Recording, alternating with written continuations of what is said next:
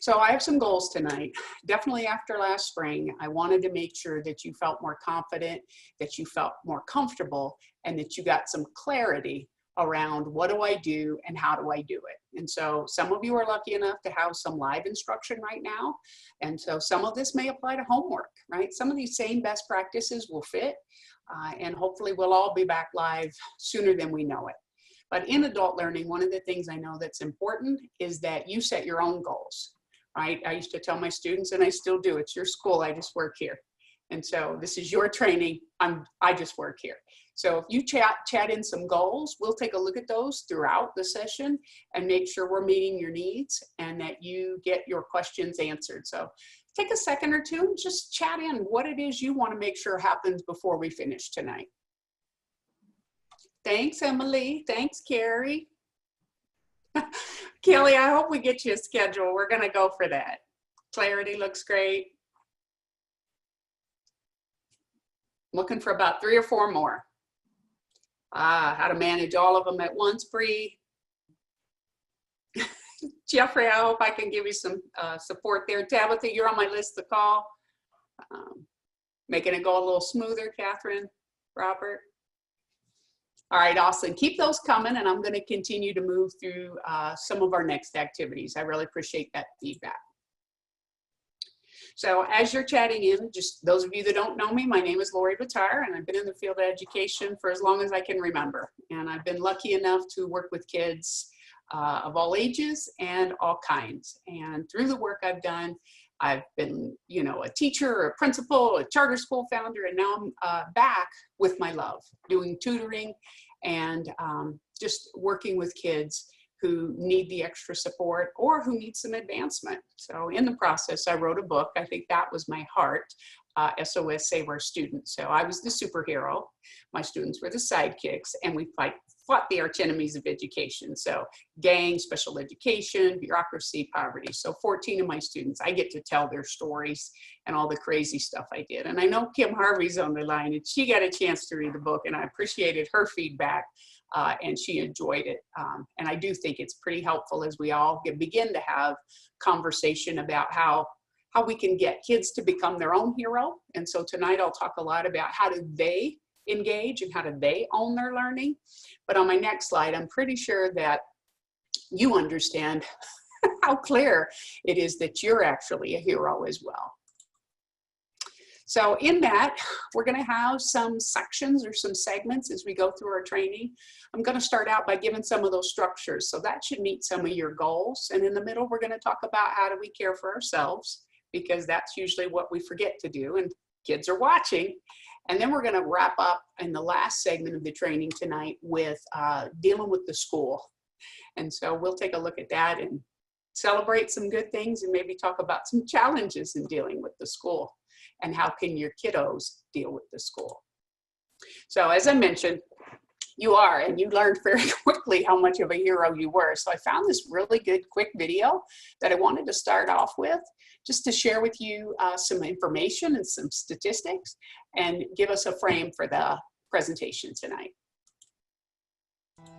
In April 2020, Learning Heroes conducted a nationally representative survey of 3,600 parents and guardians to understand how they are experiencing their children's education during COVID-19 school closures. The survey found that parents' experience with remote learning has prompted them to build stronger relationships with their child's teachers and expect more from schools when they reopen. Most parents report being anxious, worried, and frustrated during this time, but a large majority also report being hopeful, grateful, and optimistic. Parents now feel more connected to their child's learning, but a significant gap remains between parents' perception of their child's achievement and the reality, with more than 9 in 10 parents thinking their child is at or above grade level in reading and math. In reality, it's closer to 37%. 7 in 10 parents want to know how schools plan to make up for material that was missed during school closures. As parents think about the next school year, they are energized to dig deeper to help their children succeed, knowing where their child is academically and getting a better understanding of what their child is expected to learn in their new grade. Parents are learning heroes. Let's support them in this role. For the full survey and free bilingual resources, visit bealearninghero.org. So you are definitely heroes, and you found that out a lot quicker than you could imagine, even if you didn't feel like it. I just want to let you know that I won a lot of awards, and I've done some incredible work in education. And anytime it was up to me to work with my son, he would tell me I didn't know. And so he would listen to everybody else but me. So you are not alone. And I know some of the challenges that you face, no matter what age your scholars are tonight. So Deborah and Catherine and I sat down and we said, okay, this is really going to be an issue. And so as we thought about what could happen next, I set my tutoring company up to begin to do a couple of things. Number one, provide some one-on-one, but also to start working in some small groups. We knew that note-taking and structures and things like that were going to be important for middle school and high school because they had a lot to manage. But those elementary kids were also going to have some gaps in learning across the board. In education, we used to call it summer slide, but it's been 6 months since kids have been in a school building. So the reality is now they're calling it COVID slide. And if you had a gap in summer slide, now that's double the gap. So we want to make sure we fill in gaps and we make sure that kids don't get too far behind. So we sent out a survey, and many of you have responded. If you have already responded to the survey, I have your information. I saw some of your names as you were signing in, and you are on my list to call in the next couple of days. But we are going to send you a slide deck at the end today, and Deborah will also send you a Word document. So many of the things I'm going to cover tonight will have links. One of them is to the survey link. And I know last night Deborah had mentioned to everyone, we need to know even if you're not interested. So if you've not filled out the survey, please fill it out. Let us know, yes, I want tutoring, no, I don't want tutoring, or maybe. And so that will give us some ideas about how do we move forward. And most importantly, how's my tutoring company support the need and the work that you're going to ask for. So with that in mind, let's get started. Let's hop into some of those structures because I believe some of those came up in the chat. More important than anything, I teach teachers across the US how to deal with a big group of kids. So some of you said, how do I deal with all of my kids at home? Well, with a lot of patience that, you know, we'll get some tips on. But the reality is the one thing that I teach teachers, the idea is you have to be consistent. So fair, firm, and consistent is how they should do classroom management. And so as you think about how do I help them at home, I have to be consistent. So thinking about what it is you really want and then sticking to that. Maybe not 45 things, maybe 4 that you know you can stay consistent with. And then providing some structures to help them be successful. So I found some good slides and I found some good ideas of some things that may help you no matter what age your scholar is. And so I have some images and some things that will be on your slide deck if you already didn't receive that. So things like we hadn't thought about, like an Adobe PDF piece or extra Google Drive storage because now this drive is full. So there are going to be some things that you're going to want to make sure you have. The stable Wi-Fi, maybe a booster if needed. All the login information in one place.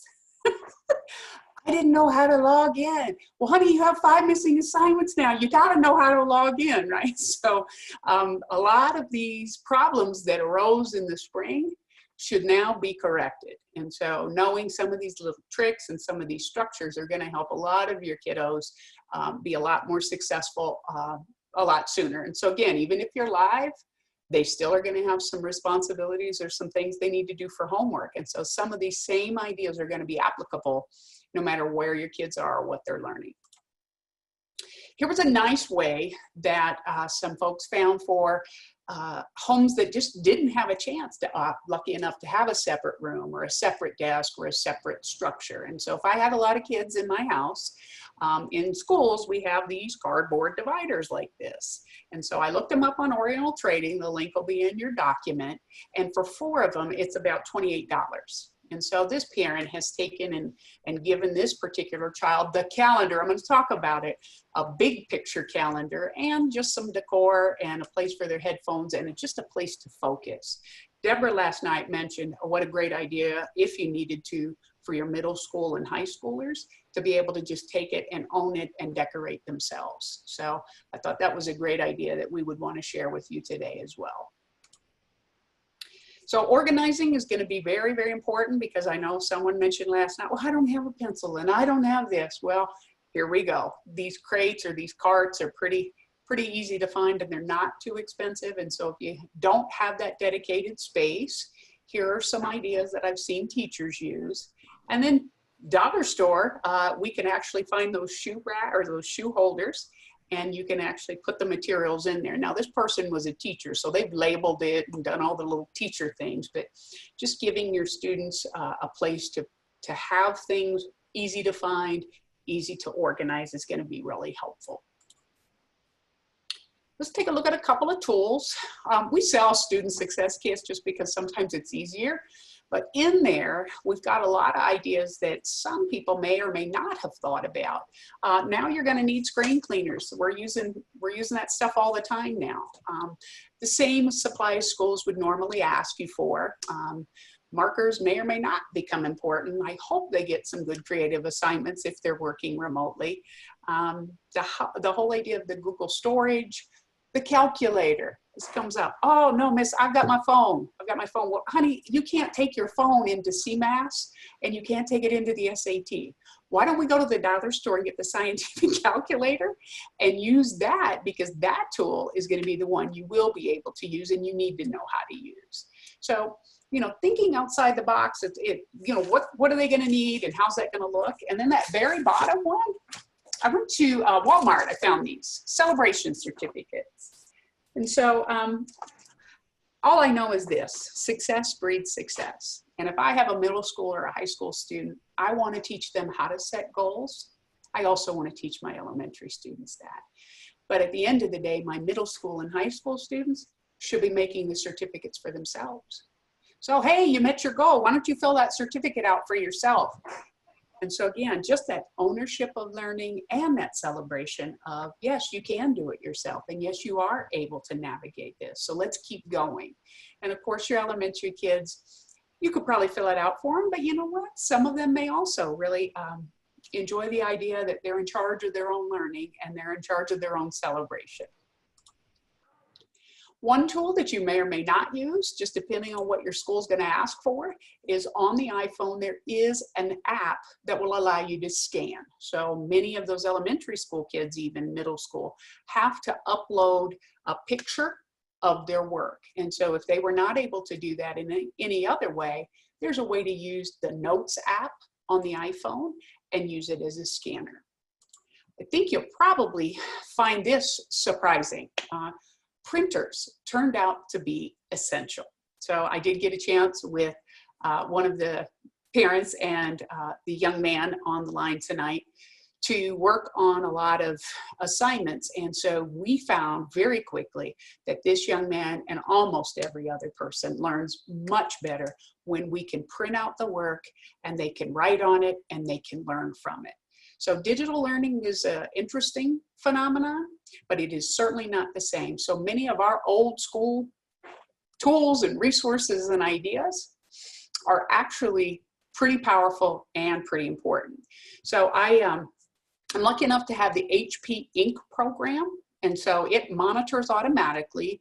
And before I even run out of ink, it just ships it to me. So I use a lot of copies.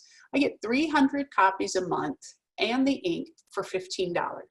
If I need to go more, they'll just let me know and they can bill me. But it's a really good, affordable way to keep consistency, keep the printer. And I found one, they're a little hard to find right now, but I found one at Staples who's going to be delivered, I think, tomorrow, and it was for $100. 8 months ago, it might have been $60, but again, right now, they're just ramping up as well. But HP was the one I used, and I think it was really handy to have that ink and not run out. Plus, it was a lot more affordable. So I shared quite a few tools and some setups, and now I want to show you some resources that I think are going to be powerful and that will really add value to you as a parent and to the learning, whether it becomes a remote or live situation. So we're lucky enough to have this. Tilly Elvram is here in Colorado Springs, and she started and put together this parent support for online learning.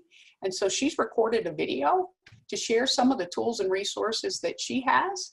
And I figured this would be a great way to introduce you to her and to kind of learn more about what they have to offer.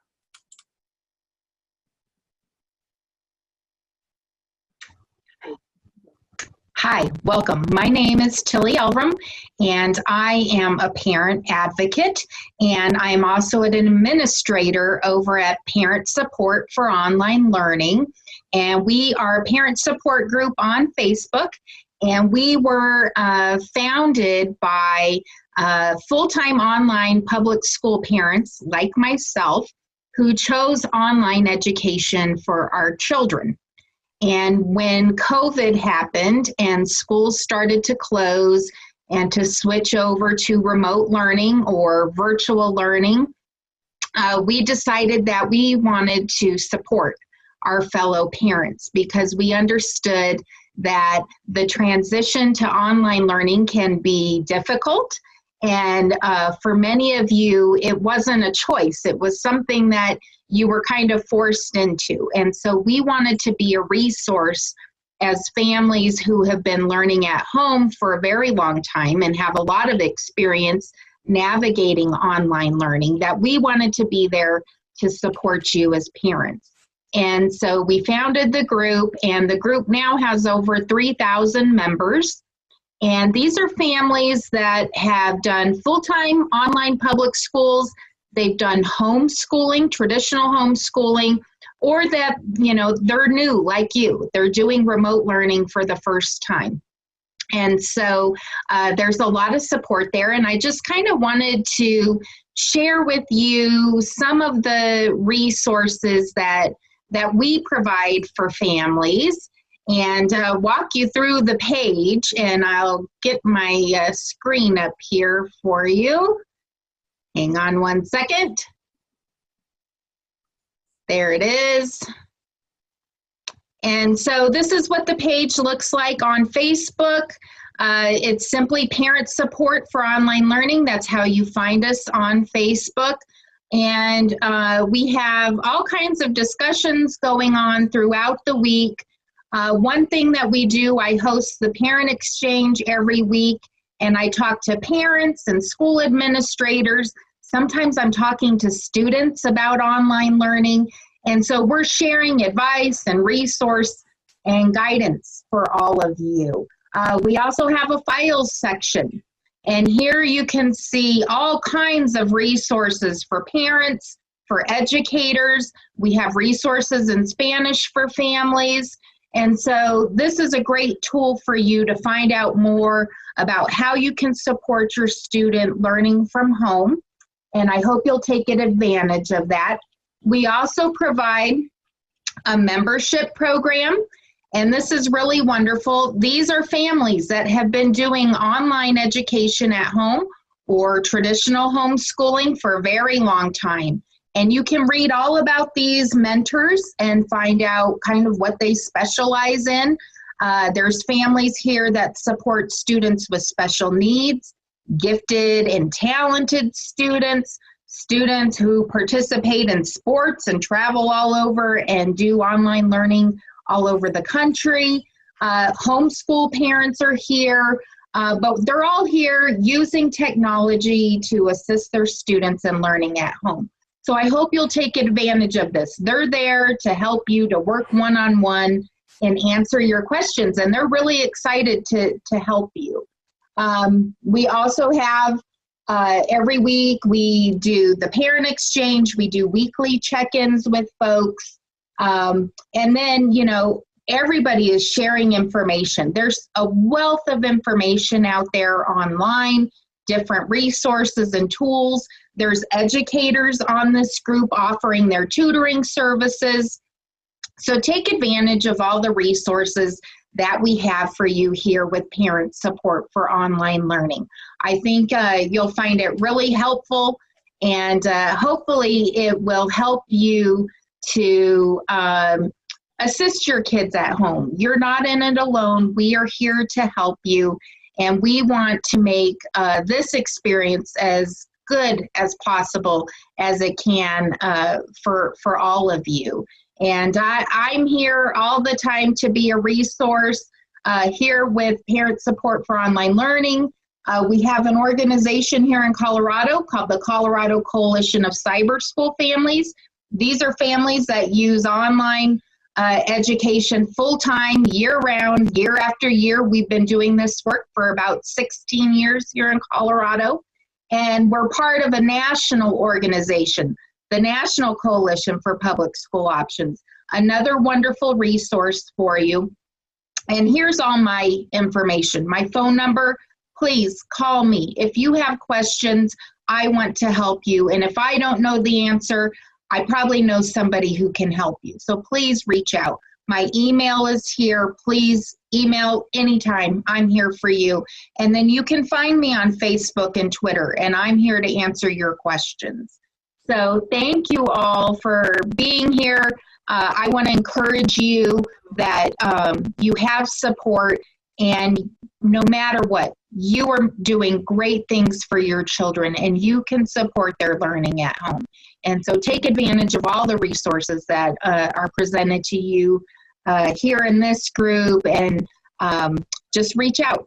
We're here for you. Thanks so much. Have a great day. Bye.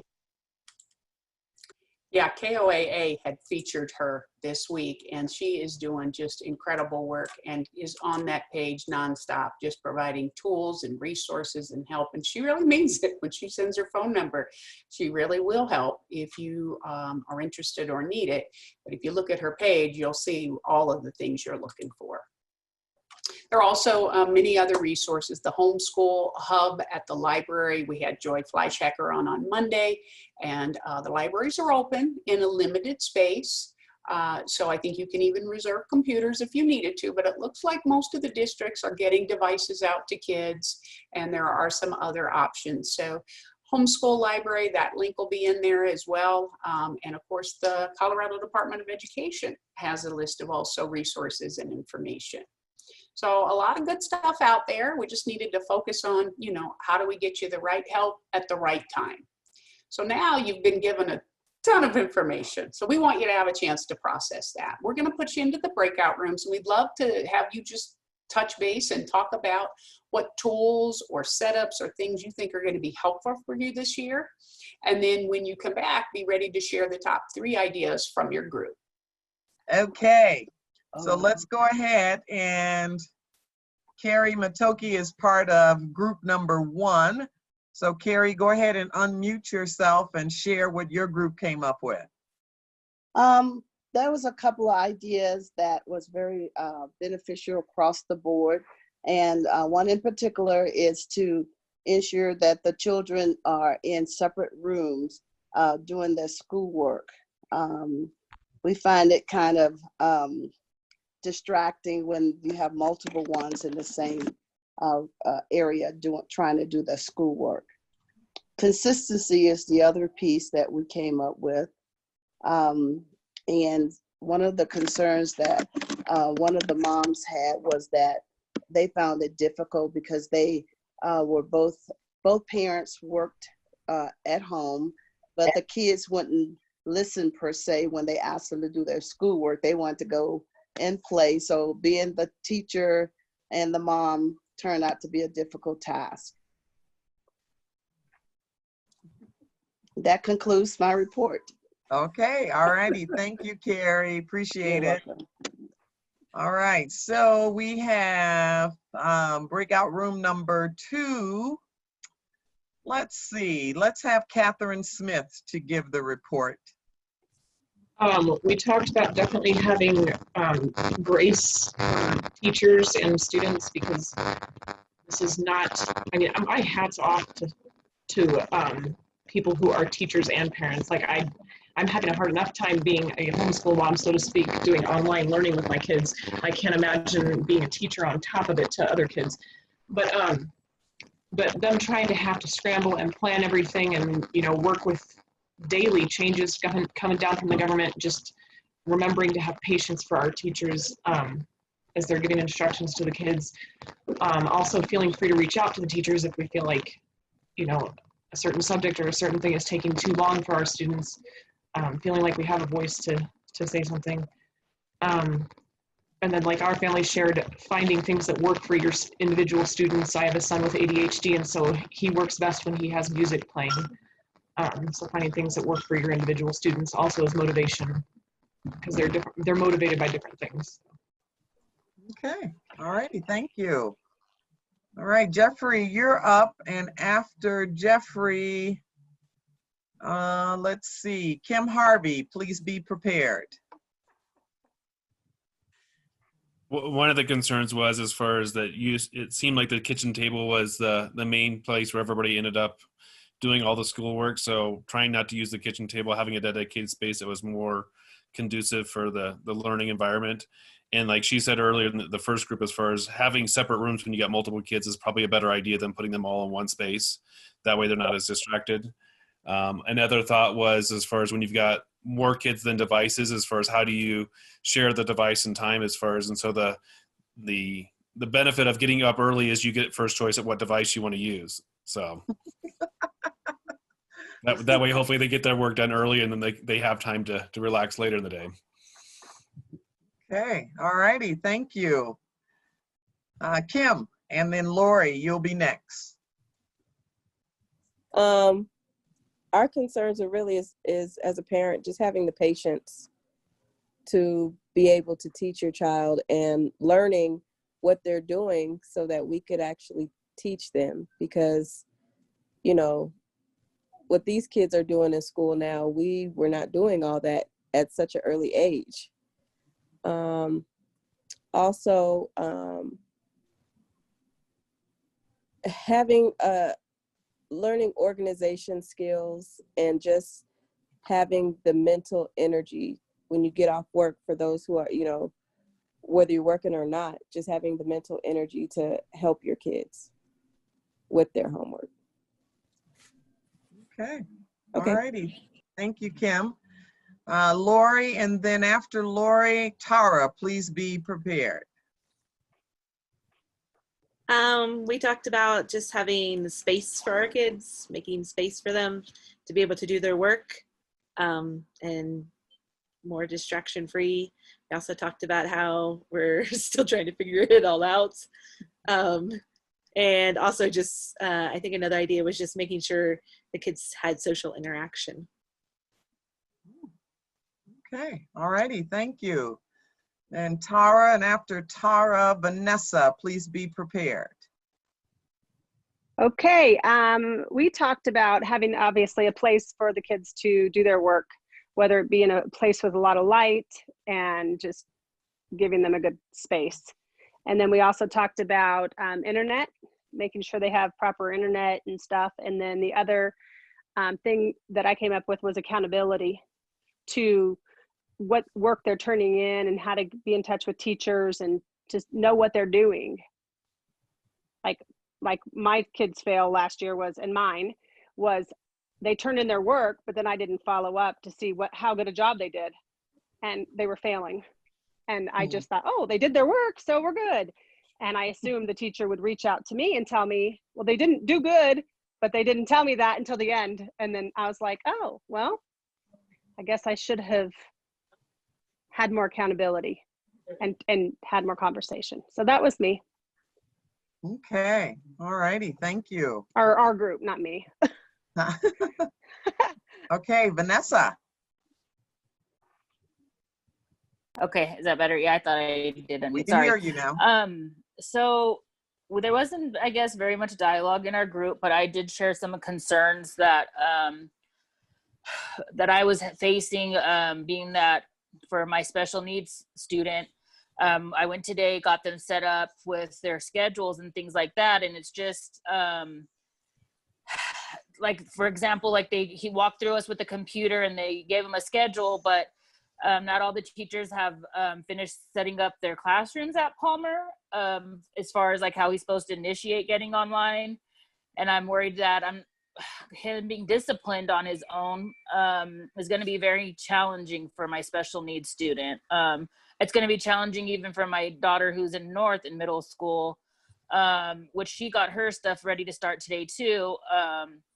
And then I'm running into an issue with service because I finally got somebody that is able to service the area, but then the issue is that the phone line, I'm just having trouble. So I don't know how I'm going to get proper internet for my kids to be able to do their first quarter online. And then another parent, they are, I believe their students are doing private school, but there will be some times where they'll have to learn from home. So I did screenshot that previous email that Lori, that other resource of the lady with the online learning ideas. So I think I am going to visit that page and see if there's some just parents who maybe do have that same challenge, because I'm really nervous about how I'm going to really get my son to be disciplined and knowing what to do, basically, he's higher functioning as far as the spectrum goes, but I myself was kind of like, what are we going to do as far as getting him to where his classrooms need to start? I don't know. It just is not a clear plan as far as like how he's going to get to each class. I know it's remotely, but I don't know. I feel like I should worry about the things that I can change and that are in my control. But I don't know. I'm still very apprehensive right now. So I don't know what else to share. Okay, well, thanks, Vanessa. And there is also, Lori shared the one Facebook resource. There's another one called Learn Everywhere.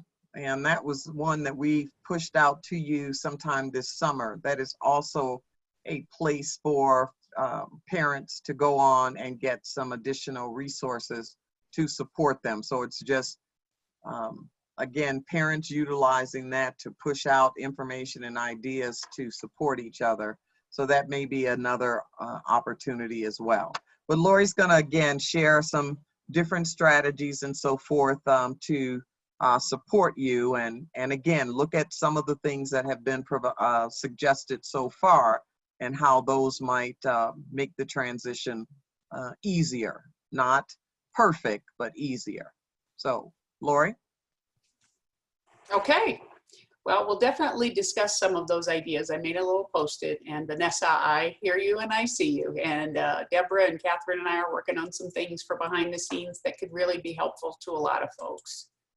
So one of them is going to be schedules. Again, in the old times, there were ways to do things, but many of you have seen that. How do I keep them disciplined? How do I keep them engaged? How do I keep them motivated? Well, in education, we talk a lot about student ownership. So middle school and high school, it's going to be really important to give them voice and choice. And so I got to work with a couple of high school students in the spring. And one of the ways we set up their schedule was, I said to the young lady, well, are you a morning person or afternoon person?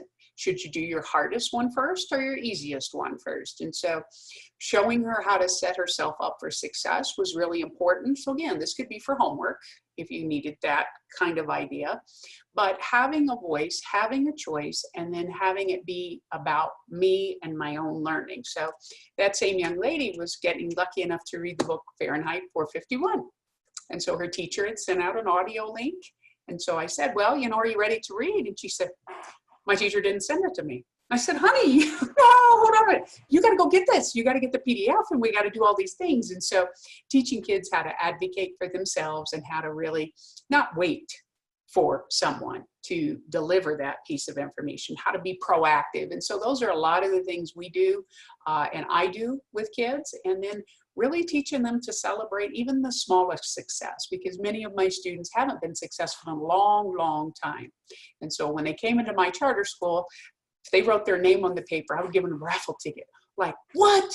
You've got your name on your paper? And people looking in from the outside thought I was bananas. They said, what is she doing? Because success breeds success. And so every little increment builds into another one. And so those kids went on to win some awards and become very successful, but it took some of that extra work up front. And so teaching them how to celebrate and how to structure themselves really can make an impact. So in your slide deck, you'll see a sample elementary school schedule. Well, in the spring, it was kind of free for all. Now, those of you doing remote, they have to sign in, at certain times. So you may not be able to wait if you're a high schooler till 2 o'clock in the afternoon. You may have to be online at 9 o'clock. But even so, figuring out how do I manage the work based on my style and how do I get it complete? So again, there's a sample elementary schedule, and then here was a sample middle school one. I like this because it had some links and it just broke the content apart. So many of you are not responsible now to figure out how to get them through the day. Hopefully most of the districts have come a long, long way in terms of how do we get them through the day. Some of you spoke about expectations and accountability, and later in the session we'll talk about, well, what's appropriate and what's not. And so that'll be a good launching pad to think about, is this working, and is the amount of work going to be what that student might need. So this was just 2 sets of slides that showed how a middle school or a high schooler might spend their day. And so now we really got to focus back on us because our kids are watching. So self-care is not selfish, right? The old adage of the people on the plane and put your oxygen mask on first is really important. And so I really like this quote. And I think it's important for all of us to think about that, self-care means giving our best, not what's left. And I know we all struggle with it, but it's certainly an area where we can get better and do some things differently. So I found this from the American Psychological Association and wanted to just validate you and say, hey, as parents during the pandemic, you had an inordinate amount of stress compared to people who did not have children at home. All right, I had my 23-year-old son is somewhere else, and so I still had to manage myself, which was stressful, but I didn't have all of the extra layers. So now more than ever, it's important for you to figure out, well, how do I care for myself differently? How do I do the things I need to do so I can be more supportive and teach my kids how to manage stress? Because if I'm screaming or I'm losing my mind, which still happens, if I do that all the time, they don't ever see any other tools. So we're going to play a game here and figure out how could we think about some of these things a little bit differently. So this is where I would want you to go to www.kahoot.it. If your kids are around, they'll be able to help you find it. Or you can find the Kahoot ! App. So I'm going to give you a minute or two. So Lori, before we go and play the game, would just love to see by a show of thumbs up, how many people, how many of you are taking time for self-care? Daily, weekly? How many of you are doing some self-care for yourself?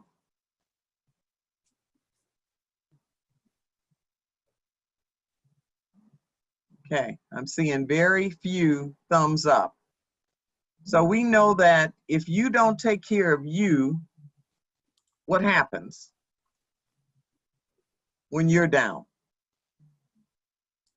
You've got to take time, whether it's 15 minutes a day, 30 minutes a day, an hour on the weekends or something of that nature. You have to take some time for yourself. And I know it's hard and I know we're all busy, but again, if you don't take at least 15 minutes to shut your eyes, to go get your hair done, to find a book that you love, and a good way to do it, sometimes, especially when we have little kids, you're like, they just won't give me a break. Go to the bathroom and lock the door. And I know they'll bang on the door. Take your headsets in there with you. Let them bang on the door. Take your headsets, play your music really loud, and stay in there for at least 15 to 20 minutes just to give yourself a break. Tell them you need time out. So like you give them time out, tell them you need time out. But parents, we've got to take care of ourselves. We've got to give ourselves a breather. Otherwise, you burn yourself out. And especially during this time when we're all stuck in the house, can't go anywhere, it makes it even worse. It makes it even worse. So please take the time to do some self-care for yourself. Okay, let's play Lori's game. Well, and this will give us some ideas, I hope. So if you have downloaded the app and or you are on the site of Kahoot.it, I'm going to launch the game. And when I launch the game, we are going to have a chance to look at some questions, and there'll be 4 colored shapes that come up. And so I'm going to give you the PIN number. And if you are on, you will get a chance to log in and we'll see who you are. And we'll practice thinking about some self-care. So your game PIN is 78084. Let's see.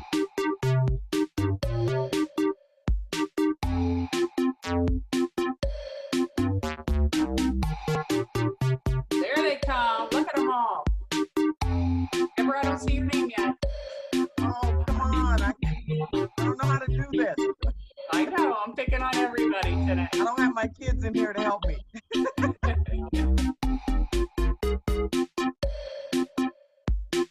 Good, but we're up to 13. I'm going to wait until we get to 15, and then I'm going to start the game.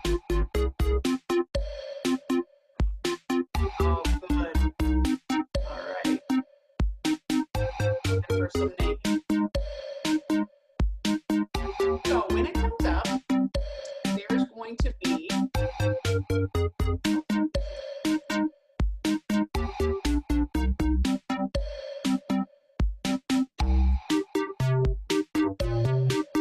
I'll show you how to do it. The first one won't count, and we'll go from here.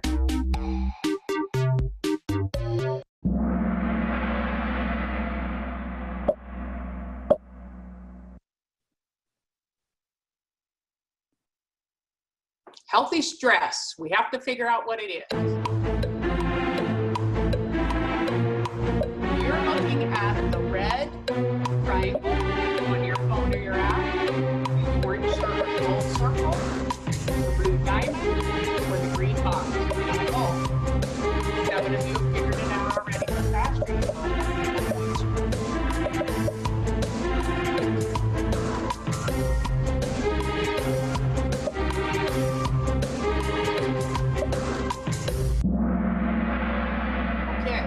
So the faster you answer, the more points you get, and 15 of you got this one right. So the healthy stress is short-term and controlled. All right, now you got the hang of it. We've got 9 questions to go. Everybody's still in the game. Nobody's out yet. Can we get the PIN one more time? There's several who don't have the PIN. I can try. Let's see. Oh. I'm not sure, Tara. Thanks for asking. 8840. There it is at the bottom. 780840. Charles and Christina got help from the kids. I love it. 780840 is your PIN. The answers do not show up on your phone. You're right, Eliza. So what you have to do is look at my screen to see what the answers are. And then based on the color and shape, you'll vote on your phone.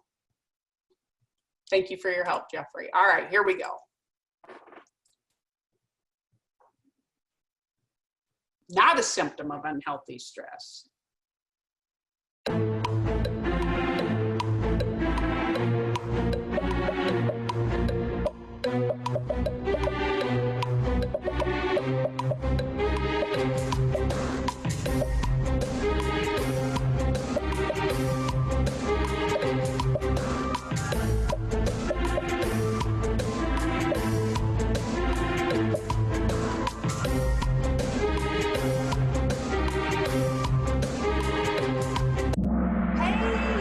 Boosting energy. Look at all of you that got that right. Good job. All right. Well done. Not a symptom.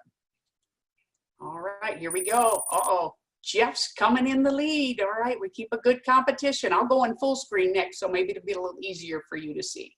Here's your third question of 10.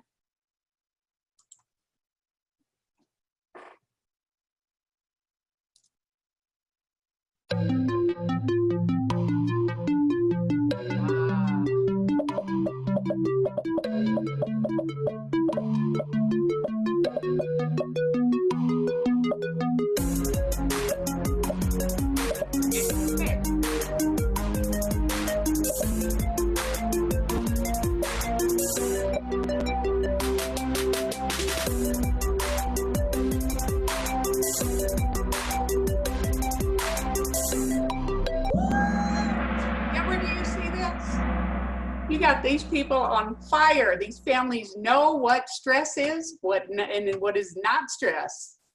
All right, well done. Let's see how we're doing. Ooh, the competition's getting heavy. It's looking good. And so someone's able to write on my screen. How about that?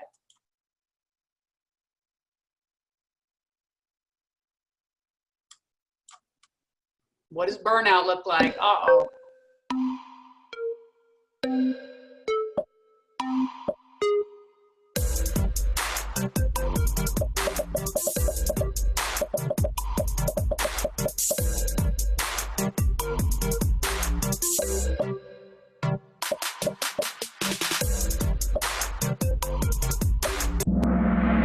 Absolutely. Burnout looks exhausted, and you guys knew a lot about that when we were all locked in the house. All right, we're going to go for 2 more. You're doing a really good job. Oh, very good. Gonzalez, Kelly, Jeff, Tabitha, Shayna. Self-care. Here we go.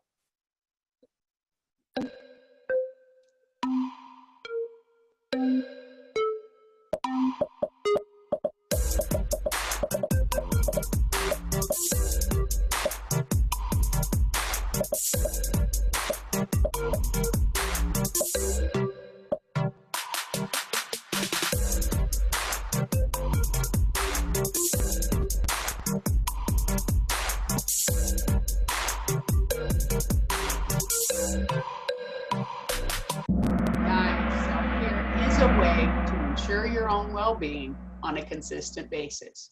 We're going to wrap up with the last question and then look at some ideas of what are some ways you could do some self-care. So let's take a look at this last question and knock it out of the park.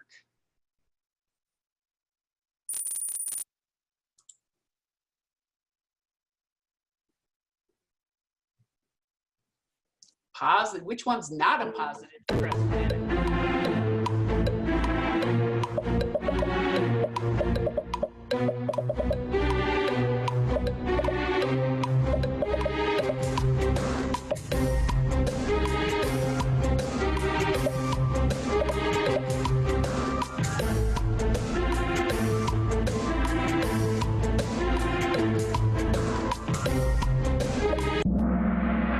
Very good. Overindulging is not productive. And so I know I did a little over too much eating.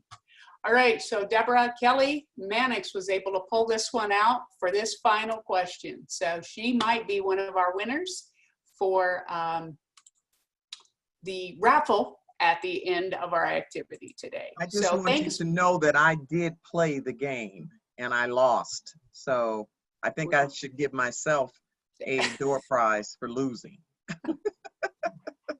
Why not, right? And so Vanessa, don't worry about if you couldn't get the Kahoot. It was just a way for us to break up part of our content tonight. And it's just a way for us to think about what comes next and how do we handle things. Just a nice way to shift our energy.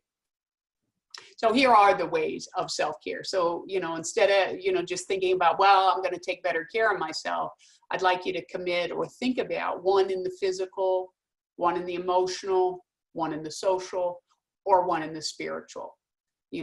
Any of these, besides just the 15 minutes, like Deborah said, in the bathroom. Many of you are trying to get enough sleep. Many of you are working for grace and compassion. I know that was important, and we'll speak to that. Some of you are really trying to get off social media, because that can be just enough to send you over the edge as well. And then yoga or meditation, a lot of different ways and things you can do for self-care. And so this slide deck will be having this included, and you can give that some thought. And so we were going to chat, but we got a chance to play the game. I know this looked a lot more like me. I meant to exercise and get outside, and I meant to do a lot of fun things, but sometimes Netflix seemed like it was a better choice. So I'm glad we're on the other side now. And I am excited that we're going to shift gears a little bit and take a look at the school. And many of you already have spoken to this, so I think it's going to be great. Well, here's a great graphic. If you have a middle schooler or a high schooler, this is really I think the image itself is important, because no matter what we're doing, it isn't going to be perfect. It's a journey. And so you can see that throughout the whole process, there are going to be some experiments, and some of them are going to go well, and some of them may not. And so just continuous improvement. We're going to give it a shot. And so Vanessa, we hear you, and many of the other parents who had chatted in, I'm working, I don't know what to do. We're really trying to set up a micro school or some learning pods that could be available in the mornings or the afternoons for support and tutoring. And so we're still working on some grants and some opportunities, but we want to help you, we want to support you, and we're doing everything we can to try to alleviate some of that stress that you're feeling, and trying to figure out how to manage it all. So those expectations, what does the school expect of your student? Well, my elementary folks on the line probably won't be getting a syllabus, but you might have gotten, open house or teacher day or whatever if you're live. And so they gave you a list of, this is how we're going to do the class. This is what our grades are going to look like. But my middle school, high school are typically going to have a syllabus. And so we learned very quickly last year that we better print that syllabus out, because my college students who worked with me over the summer said, what? I didn't know that that was going to be due. Well, honey, it's right here. So sometimes when it's online and it's in there, it gets lost. And so, I'm still old school on a lot of things, and that made a big difference for this college student. He was able to shift some things around and plan his calendar different because he had the syllabus in front of him. The school expects, as someone mentioned earlier, for you to communicate. They expect your student to ask for help when they're stuck, whether it's texting or calling or emailing. It's just one caveat. Young people don't necessarily know how. We take a lot for granted. And so I had an 8th grade student last year. I said, let's just send that, let's have you send your teacher an email. And just deer in the headlights. She didn't know how to do that. And so as I sat side by side with her, I said, okay, honey, you have to open with the greeting. You have to ask for the help you need. And then you have to close by saying thank you.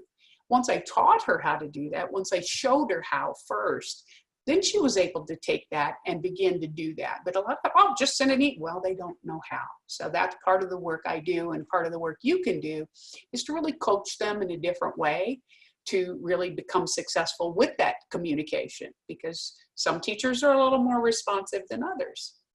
Of course, the Zoom etiquette, I have another slide here that's important, and the school expects them to do the work. If you need help, ask, but we still expect you to do the work. Even if you have some learning challenges, you still need to do the work to the best of your ability. So here are some of their expectations for Zoom, depending on where they are, whether it's WebEx, however they're delivering their content. It's the same thing as being live in a class. Bring your notebook, sit up tall, take notes while you're in the class. That means something. It helps you learn. Just all of those other pieces. Look professional. Don't lay in your bed and be hanging out, present well. And so sometimes kids need to be shown, or they need to be taught. And so the teachers try their best, and, we all just want them to have, whatever kind of success that we can help them have. One nice feature, I know many of you said you had multiple children in the house. So headphones are going to be real important, but even one of the sessions earlier this week, they talked about noise canceling headphones. So that might be another way to try to help focus and put some things together. What are your expectations of the school? Well, typically you expect them to let you know what's going on. Clarity. I know one of the families and I worked on the idea that your Google Classroom doesn't always talk to where the grades are. And so this parent was amazing and wonderful and checked all the Google Classroom to say, oh, okay, I see you're all caught up. And I pulled up the other part of the portal, Power School, and said, no, she actually has 18 missing assignments. And so the mom was like, what? And so we had to kind of help figure out where those disconnects were. So those are the kinds of questions you're going to want to ask. Well, where do I find the grades? Where do I find the missing assignments? And you expect them to tell you, because you don't want to be surprised, as one of the mom had said earlier, I thought everything was going great. I thought they were going to tell me. Well, they're probably not, especially because, as someone else said, the teachers are scared and overwhelmed. So any kind of back-end support we can help you with, we're happy to do that. We expect them to have good relationships with their kids. You know, it would be great if you're a teacher, if you like kids. Unfortunately, I've had that conversation before. And then here's that key. What is the appropriate workload? Even with homework, if your child or your scholar has, 5 minutes of work during the day for remote learning, that's not appropriate. Doesn't matter what grade level they are. If they have 5 hours of reading homework or reading, that's not appropriate either. And so learning to gauge and figure out what would be appropriate is going to be important, and the school needs to be able to be responsive. They may not know. They may not know that your child is working till midnight every night. So there's just some key things I think to communicate. And then we were going to have a breakout. Do you think would be a good time to have a breakout, Deb, to talk about expectations, or are we doing okay on time? Should we go ahead? I think it'll be a good time to go into a breakout to talk about expectations.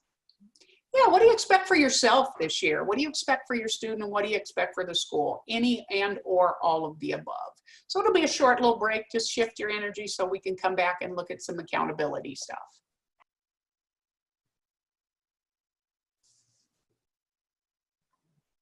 Okay, everybody, welcome back from your breakout. If you would, just take some time to put some of your ideas in the chat, that would be awesome. Thanks, Emily, for clearing the syllabus question up.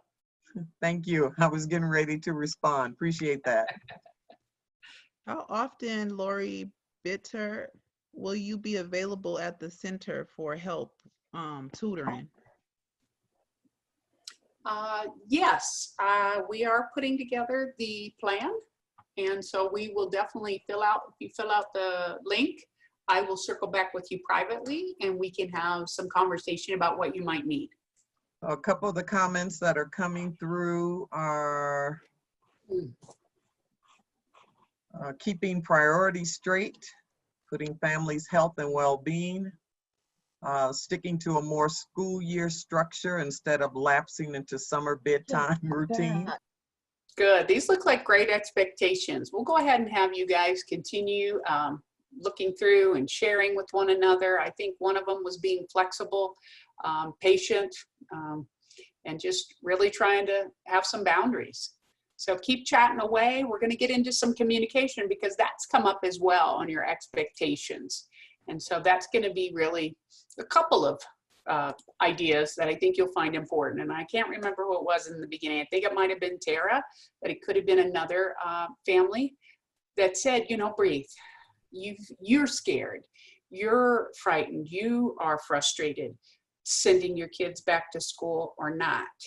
Well, I've been a teacher most of my life, and I can promise you that if you're scared, that teacher is scared times 30 or 15 or however many little hands, even if they're 16, how many little hands and bodies are going to be in their care.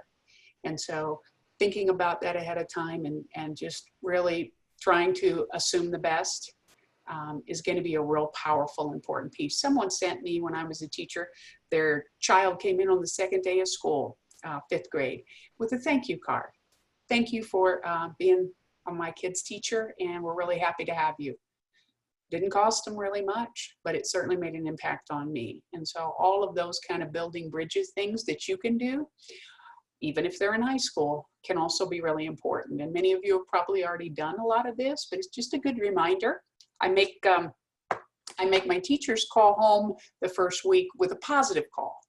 And so I've always done that. First week of school, I always call and say, hey, I've enjoyed this, or sometimes parents were surprised, but it's just a great best practice. And so your student has got to learn the tools and resources to communicate on their own behalf. And like I said earlier, you may have to teach them how, or you may have to sit with them and show them how, because they may not know how to email specifically. So they're learning and they're growing in some of the things they're going to need to be able to do for work. And they need to understand the idea of the paper trail. I love to assume the best, but I also need to cover just in case. And so I teach my son and I teach a lot of students, you've got to have a paper trail. And so if you've asked for help and you've asked for help and you've asked for help and you have those emails and you never got help, now an advocate or your parent or whomever can go and say, no, we've asked for help 3 times. And so there becomes a different conversation.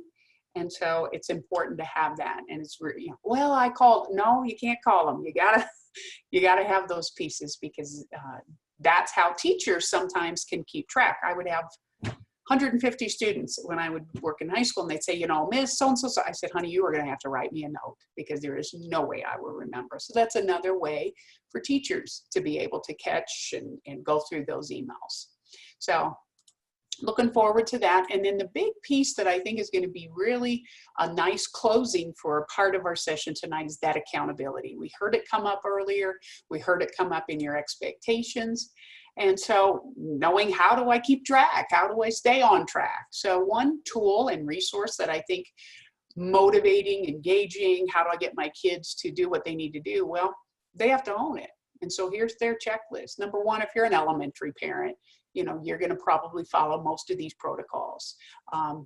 If you're a middle school, high school parent, a few of them may apply. But the key right in here, that's where your student, I don't care if they're in first grade, I don't care if they're in senior in high school, they've got to be able to take that responsibility and that ownership, because number one, it gives them self-esteem, right? We want them to feel good. We want them to learn how to navigate life.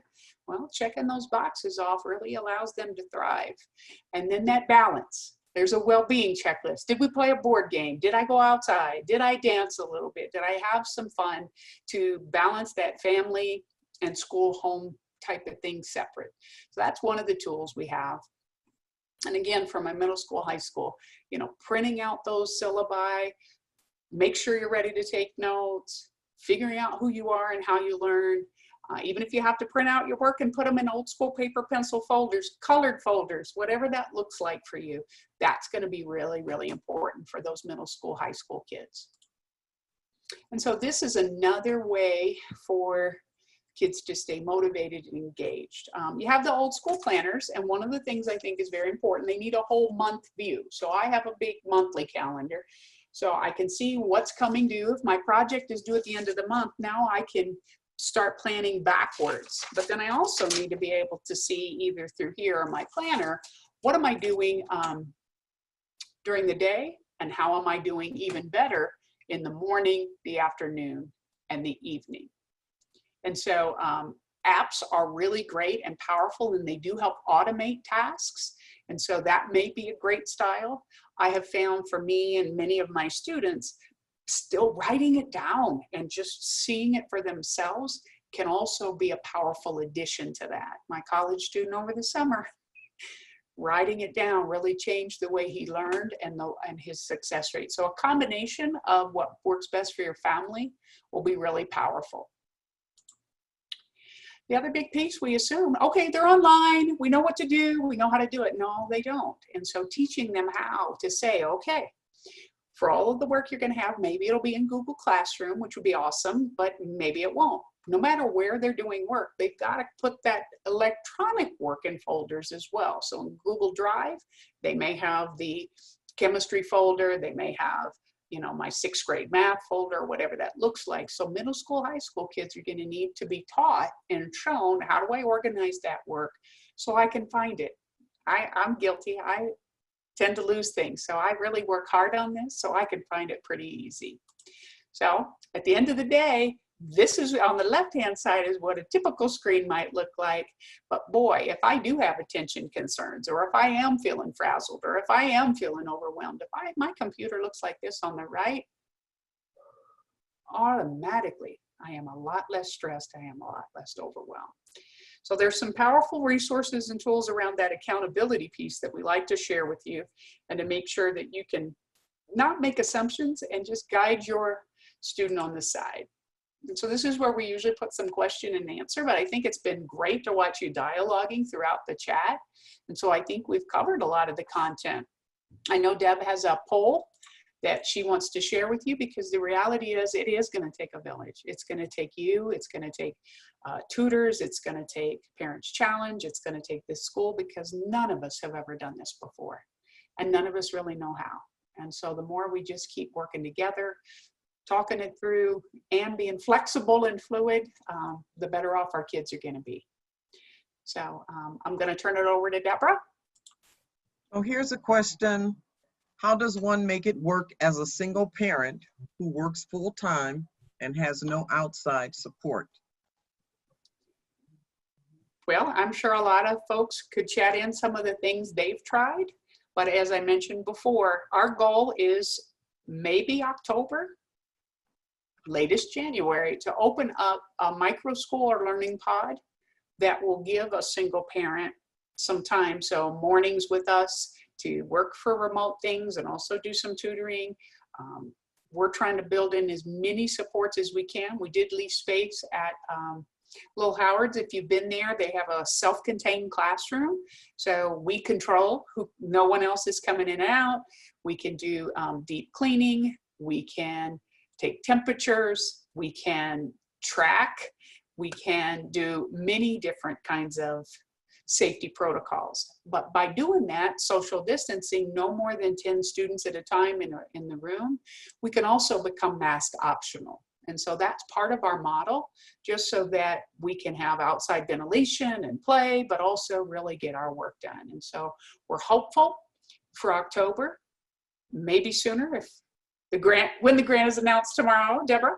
But at the end of the day, we're really trying hard in the back end to support you, and then just figuring out, well, sometimes parents are sharing responsibilities. That's what a pod has become, homeschool pods. Some of them hire a teacher, but some of them work together as a team. So some parents take the kiddos for, you know, from 9 to 10:30.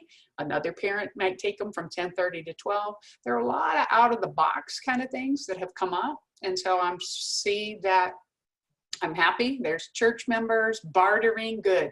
A lot of good suggestions in there. That was a great topic that you brought up, Deborah, and nanny cam at home, good. Great job, everybody. Thank you for the suggestions. Hopefully some of those will stick and really help.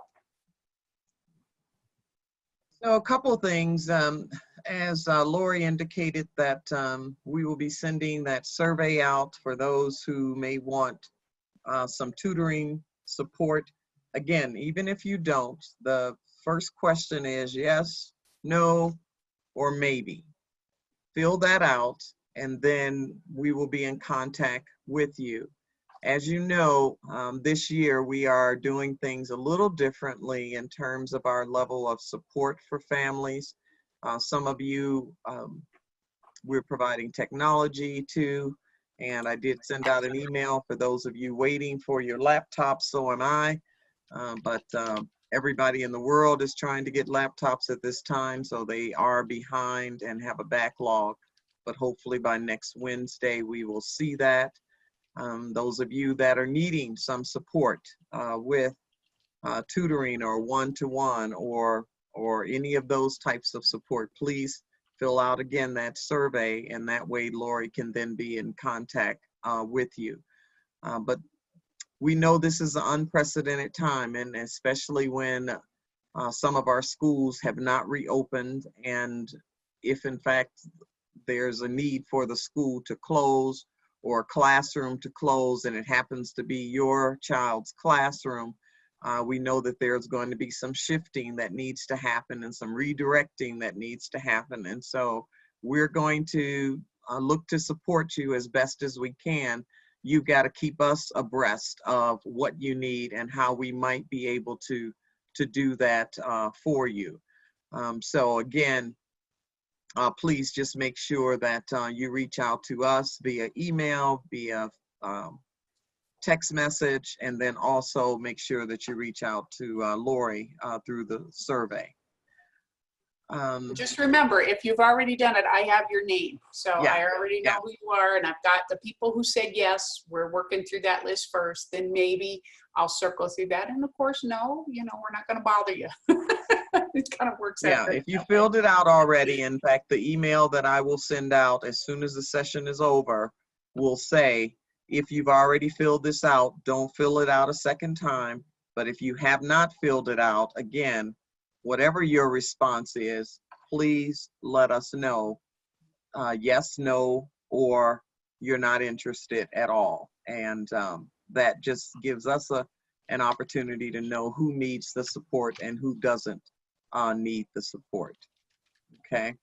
Also, just again, a reminder, everything we're doing this year is virtual, but that does not mean that we won't do any face-to-face conversations with you.